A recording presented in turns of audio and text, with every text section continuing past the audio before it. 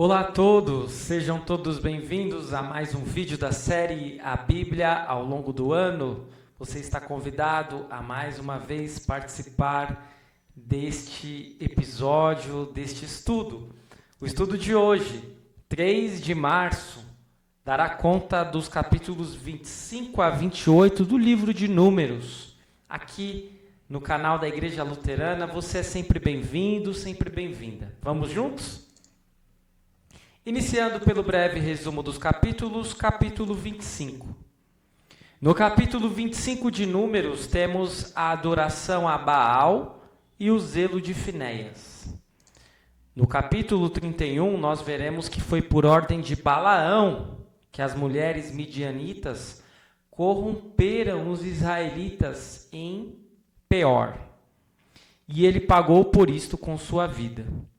Com a morte daqueles que adoraram Baal, morreu o restante da geração que saíra do Egito, com exceção de Moisés, Josué e Calebe.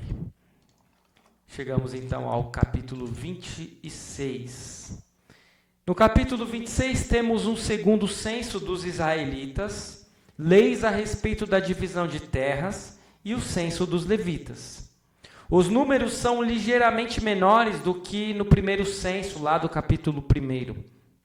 O motivo do censo, dessa vez, foi para que a terra pudesse ser dividida proporcionalmente, de acordo com o tamanho dos vários grupos. Ou seja, o povo já estava se preparando para entrar em Canaã e há essa divisão. Números 27, capítulo 27. Nós temos o episódio das filhas de Zelofeade. A lei dizia que a terra era passada do pai ao filho mais velho, mantendo-a na tribo. Mas Zelofeade só tivera filhas. Em outros países do Oriente Próximo, as mulheres normalmente não podiam receber herança. Mas em Israel foi decidido que, na falta de filhos, as filhas podiam receber a herança. Mas elas deviam casar-se com homens da própria tribo para assegurar a herança tribal. Depois disso, nós vemos que Deus anuncia a morte de Moisés e Josué é designado como sucessor de Moisés. Este é um evento muito importante, porque nós percebemos como Deus trabalha essa sucessão.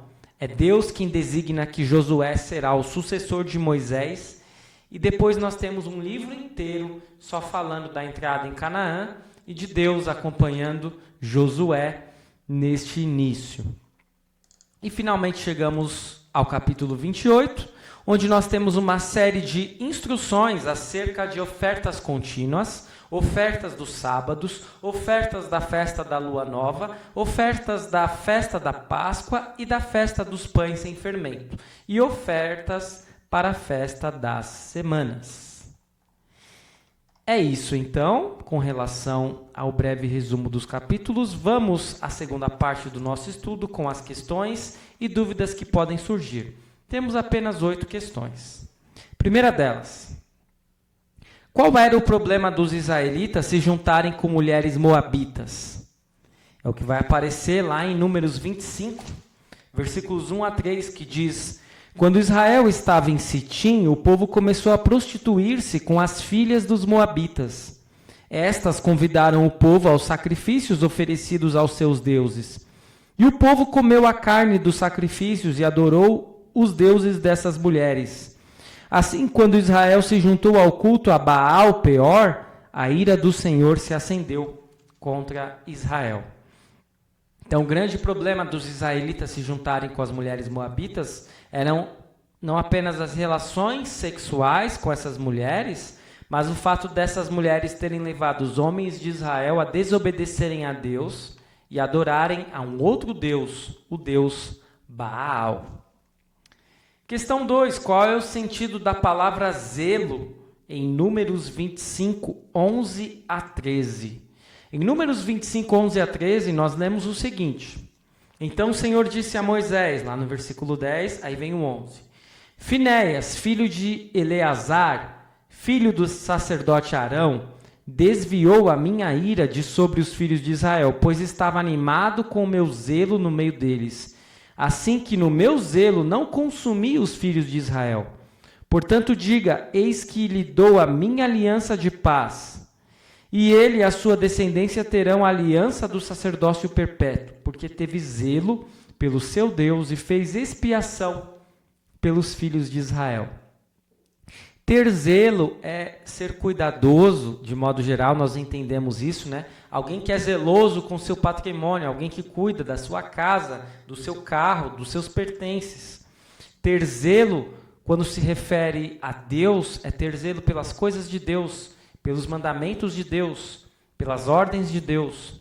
E este homem chamado Finéias, filho de Eleazar, filho do sacerdote Arão, ele será um homem zeloso pelas coisas de Deus e até mesmo vai conseguir com que Deus não consuma os filhos de Israel pelos pecados que eles haviam cometido ao terem relações com as mulheres moabitas que levaram eles a adorarem a outro Deus, o Deus Baal.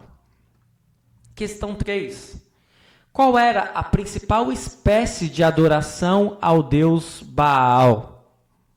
Baal era o deus da fertilidade dos cananeus. E havia uma mistura de práticas sexuais e religiosas. Por isso também os israelitas se juntarem com as mulheres moabitas era tão perigoso e contrariava a vontade de Deus.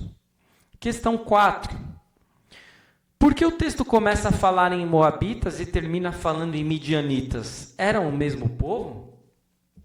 A alternância entre os termos parece confusa, mas desde o final dos tempos patriarcais havia muita superposição no uso dos termos midianita, ismaelita, medanita e moabita. Então nós podemos compreender que, de modo geral, eram povos que estavam ali juntos, se cruzavam ou até pertenciam ao mesmo povo. Os midianitas, os ismaelitas, os medanitas e os moabitas. De modo geral, era uma coisa só. Questão 5.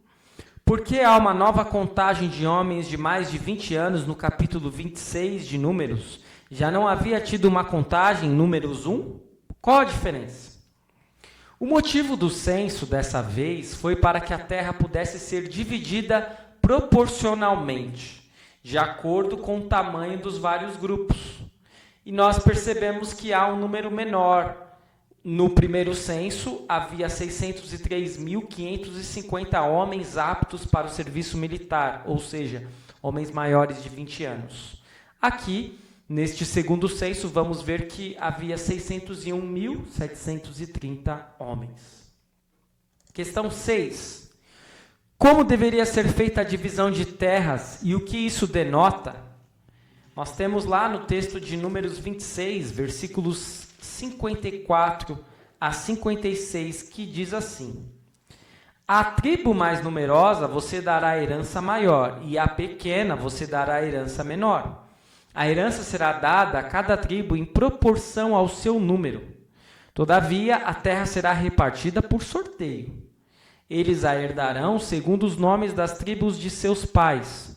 A herança deles será repartida por sorteio entre as tribos maiores e menores. Então, há dois critérios de seleção ou de divisão de terras. O primeiro é a proporcionalidade. Havia tribos maiores que provavelmente ficariam com territórios maiores. E havia tribos menores que ficariam com uma porção menor. Mas não é apenas este o único critério. Há também um critério de sorteio. E Deus então procura ser justo e ao mesmo tempo contemplar de uma forma equânime cada uma das tribos. Questão 7. De que forma Josué é eleito sucessor de Moisés? Temos a resposta para essa pergunta em Números 27, versículos 18 a 21, que diz: o Senhor disse a Moisés: chame Josué, filho de Num, homem em quem há o Espírito, e impõe as mãos sobre ele. Apresente-o ao sacerdote Eleazar e a toda a congregação, e à vista de todos, transmita-lhe as suas ordens. Ponha sobre ele uma parte da sua autoridade, para que toda a congregação dos filhos de Israel obedeça a ele. Josué deverá se apresentar diante de Eleazar, o sacerdote, o qual por ele consultará o Senhor de acordo com o juízo do Urim. Segundo a palavra do sacerdote, sairão, e segundo a sua palavra entrarão ele e todos os filhos de Israel com ele e toda a congregação. Podemos perceber aqui que, claro, é Deus quem escolhe o sucessor de Moisés, é Deus quem escolhe Josué. Deus tem critérios. Um dos principais critérios é quando ele diz homem em que há o Espírito. Josué já tinha o Espírito de Deus e por isso ele é escolhido por Deus para suceder Moisés. Josué procura então obedecer uma série de protocolos, como se apresentar ao sacerdote Eleazar. Tudo acontece de uma forma pública, transparente, e nós percebemos que Deus preocupa-se em em selecionar o sucessor de Moisés antes que Moisés morra, porque este é um cuidado muito importante a ser tomado para que não haja dissensões, para que não haja divisões e também lutas por poder após a morte de Moisés. Finalmente chegamos à 8ª questão, a última questão de hoje. O que era a festa da lua nova? Podemos nos surpreender um pouco com esse negócio de festa da lua nova. Como assim? Existia alguma espécie de adoração à lua? E na verdade era apenas uma festa na Bíblia que ocorria uma celebração mensal realizada pelos israelitas no primeiro dia de cada mês lunar. E ela marcava o início de um novo ciclo lunar e era considerada uma ocasião especial de adoração e comunhão, não à lua, mas a Deus. Então era mais uma oportunidade de adoração ao Senhor. Finalmente chegamos à terceira parte deste nosso estudo, a última parte, com os aspectos teológicos. Hoje também temos menos aspectos teológicos, apenas 4. Primeiro deles, Balaão tenta dissimuladamente arruinar a vida espiritual de Israel e os faz abandonar a Deus para cultuar a Baal. Deus é um Deus tanto de lei quanto de evangelho. Ele aplica a punição a Balaão para dirigir o povo ao arrependimento, mas também tem compaixão de seus filhos e filhas, porque Finéias vai interceder pelo povo e Deus não vai destruir o povo. Então, Balaão é uma figura muito contraditória, né? E, num primeiro momento, parece que ele está sempre falando o que o Senhor deseja que ele fale. Ele não amaldiçoou os israelitas lá. Ontem, nós vimos no vídeo de ontem. Mas aqui parece que ele quer fazer com que os israelitas pequem. E ele está aí meio que malcomunado com as moabitas. Mas Deus acaba castigando Balaão. Segundo aspecto teológico, do lado oposto do Rio Jordão e de Jericó, o Senhor ordena ser feito outro censo. Os registros mostram a fidelidade de Deus em preservar o seu povo. Deus se preocupa com o seu povo. Então, o censo não é apenas uma contagem banal, simples, mas é uma contagem necessária para que o povo possa ser cuidado. Terceiro aspecto teológico, ao contrário das grandes reclamações apresentadas em Números, as filhas de Zelofeade se aproximam de Moisés com um comportamento humilde para buscar um conselho. O pai delas tinha morrido. Com quem que ia ficar as terras se ele não tinha um filho homem? E o Senhor ouve o pedido delas e responde com graça e misericórdia. A oração do justo alegra a Deus. Ele tem o nosso bem no coração em todos os seus ensinamentos. E assim nós percebemos que nós não devemos querer ganhar as coisas na base do grito, na base da porrada, na pressão. É muito melhor termos humildade, reconhecermos que tudo vem de Deus e aceitarmos a vontade dele. Foi o que as filhas aí deste homem com um nome diferente, Zelofeade, fizeram e elas não se arrependeram. Quarto e último aspecto teológico. A partir do capítulo 28, há uma série de instruções acerca de ofertas para festas especiais. Com a antiga geração sepultada no deserto, Deus começa a treinar a nova geração como mordomos fiéis de sua lei. Então, Muitas pessoas já tinham morrido, sendo castigadas por Deus, por tantos pecados que foram cometidos no deserto. Uma nova geração está sendo levantada e Deus precisa treiná-los. Por isso que há novas instruções acerca de ofertas para as festas especiais.